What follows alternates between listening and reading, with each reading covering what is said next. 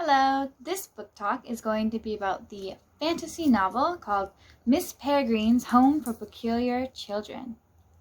Now, this book is written by Ransom Riggs, and it has been made into a movie, so if you haven't read the book, you might have seen the movie. There are some key differences in the two, so even if you've seen the movie, I would recommend reading this book. So this story begins with Jacob, and he's been hearing stories all of his life, stories of peculiar and magical children, as well as some monsters that are out to get them. So these stories have been told to him by his grandfather. But when the grandfather dies one day under suspicious circumstances, Jacob takes it to heart, and he feels that maybe all of his stories were true.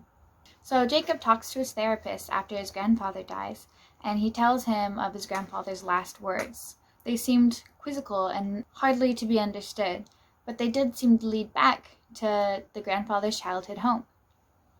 Jacob and his father ended up going to Wales to his grandfather's childhood home.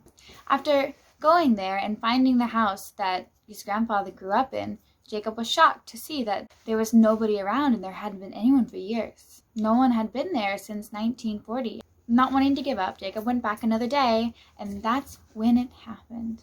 He found a girl, and after he heard her say his grandfather's name, he followed them and followed them and followed them, and suddenly he went through a time loop. Of course, he didn't know this at the time. He was just confused, and he just could see that people were different, the area was different, and suddenly his grandfather's house was there in all of its glory, big and beautiful and filled with children. These are the peculiar children. They each have a special gift, a special talent. One of them is invisible. One of them can control fire. One of them has bees inside of them. One of them has a mouth in the back of their head, just filled with unique, peculiar children hidden away from the world. I'll save the details, and you'll have to read the book for yourself, but Jacob discovers that he's also peculiar in some way, just as his grandfather was. And he finds himself in a position where he's got to protect the peculiar children that he's met, and he's got to fight off the hollows and the whites, and he has to decide what life is for him. Is he going to be a part of the peculiar home for children, or is he going to go back to his normal life? Aside from the quite interesting mystery fantasy storyline, the book itself is actually remarkable.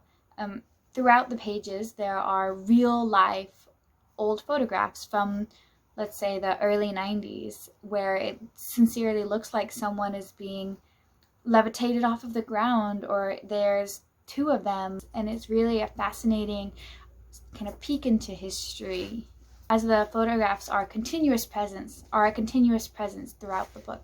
It gives the reader a better idea of what's being explained, as well as giving a kind of awe to the entire story.